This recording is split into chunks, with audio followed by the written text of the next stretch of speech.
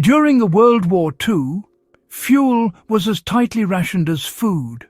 Coal, firewood, oil and electricity were scarce, unreliable or outright unavailable for millions of civilians across Europe.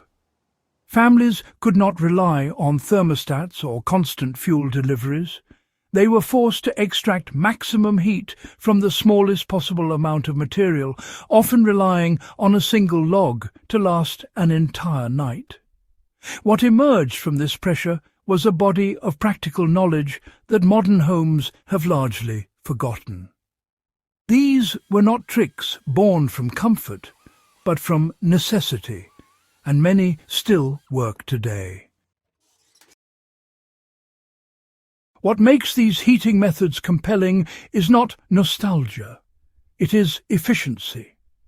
Wartime civilians understood heat retention, airflow control, thermal mass and insulation in ways that modern homeowners rarely consider. They did not burn more fuel, they burned it smarter. How slow burn fire management replaced constant refueling. One of the most important wartime heating techniques was the slow burn fire. Rather than feeding a stove constantly, families learned to control oxygen intake. Wood stoves were choked down so a single dense hardwood log would smoulder slowly through the night. Air vents were adjusted precisely, often nearly closed, allowing combustion to continue at a controlled rate. This principle still applies today. A modern wood stove or fireplace insert can be adjusted to mimic this effect by using seasoned hardwood, reducing airflow, and allowing the log to char gradually rather than flame aggressively. The goal is not brightness, but duration. Why hardwood selection mattered more than fire size. You see, WWII civilians knew that not all wood was equal. Oak, beech and hornbeam were prized because they burned longer and produced steady heat. On the other hand, softwoods burned quickly and, well, just wasted fuel. One properly chosen hardwood log could outlast 3 poorly chosen pieces of pine. The modern lesson is straightforward. Heat longevity depends on fuel density. Anyone relying on wood heat should prioritize dense, slow-burning species and avoid overloading stoves with fast-burning material. How masonry stoves stored heat long after flames died. Across Eastern and Northern Europe, masonry stoves became lifelines. These heavy brick or stone structures absorbed heat during active burning and released it slowly over many hours. Families would burn one intense fire in the evening, then rely on stored heat through the night. This concept still works, you know. Even without a full masonry stove, placing thermal mass near a heat source, like, well, brick, stone, or thick ceramic, allows heat to be absorbed and released gradually. That way you get warmth extending long after the fire subsides. Why sealing rooms was as important as generating heat. During the war, homes were heated selectively. Families closed off unused rooms with heavy curtains, blankets, or sometimes improvised doors. Heat was concentrated where people slept or gathered, rather than wasted on empty space. This approach remains effective even today. Closing interior doors, hanging thick fabric in doorways, and, well, focusing heat where it's needed can dramatically reduce fuel consumption, without sacrificing comfort. So, you see, night insulation really trapped and multiplied whatever warmth was available. One overlooked trick, actually, involved insulating people rather than just the rooms themselves. Folks used heavy quilts, layered bedding, and sometimes even newspaper-lined mattresses, all to trap their body heat. Combined with a low, steady heat source, this, allowed homes to stay livable even when indoor temperatures dropped quite significantly.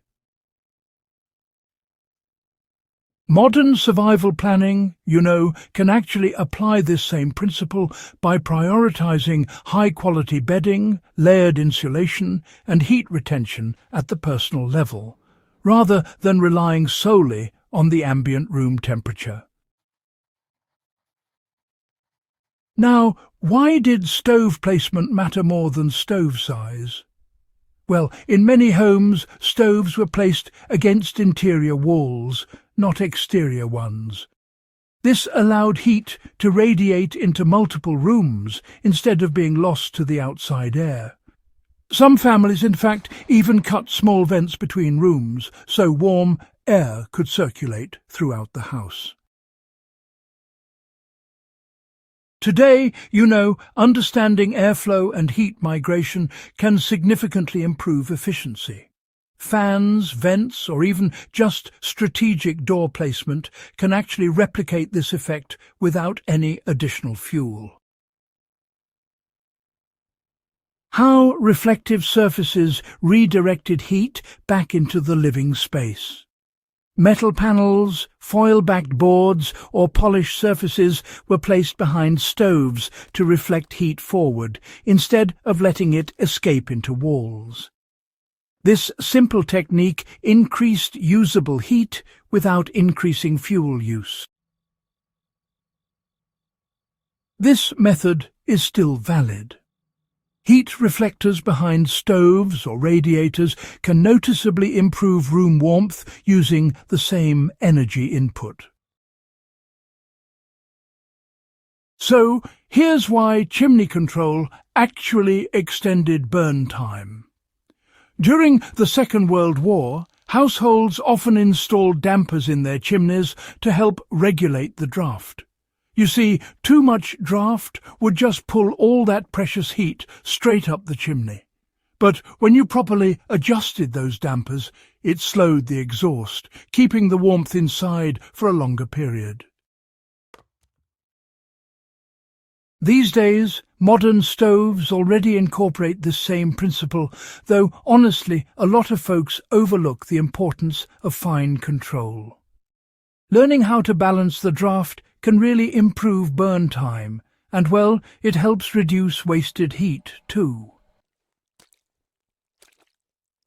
Now, let's talk about how shared body heat complemented stove heat. Back then, families often slept together in shared spaces during the winter months. And this wasn't just for the company. Human bodies actually generate heat, and by grouping together, they manage to reduce the overall demand for warmth. While these days most folks prefer a bit of privacy, emergency heating plans really ought to take shared spaces into account during those times of extreme cold or, fuel shortages. So, why did overnight ember management matter? Well, before heading off to bed, civilians would carefully arrange embers and logs to make sure the heat output stayed stable through the night. Logs were placed so they'd burn inward rather than just collapse, which helped reduce flare-ups and kept the warmth consistent. This sort of practice is still relevant for anyone relying on wood heat today. The way you structure your fire, honestly, matters just as much as how much fuel you've got. Layered flooring, really helped reduce heat loss back then. Cold floors would just leach all the warmth from living spaces. So, during the war, households would layer rugs, straw mats, or even wooden boards to create a bit of insulation between their feet and the bare ground. Even today, insulating floors can dramatically improve the sense of warmth, especially in older buildings. It's quite something, really. You know, windows were often seen as real heat liabilities back then. So folks would seal them up with fabric, wax paper, or even removable panels during those cold winter nights. Then, come morning, they'd open things up again to let in a bit of daylight and fresh air. Honestly, temporary window insulation still stands as one of the most effective and, well, low-cost ways to improve heating in any home. So, what do these wartime heating methods really teach us today? Well, all 13 of these techniques have one thing in common. Efficiency isn't about fancy technology. It's really about understanding how heat behaves. Civilians during the Second World War, they mastered that understanding, mainly because, frankly, they had no other choice. If you found this breakdown valuable, do consider subscribing to the channel for more historically grounded survival knowledge. And share this video with anyone who reckons warmth should come from wisdom, not waste.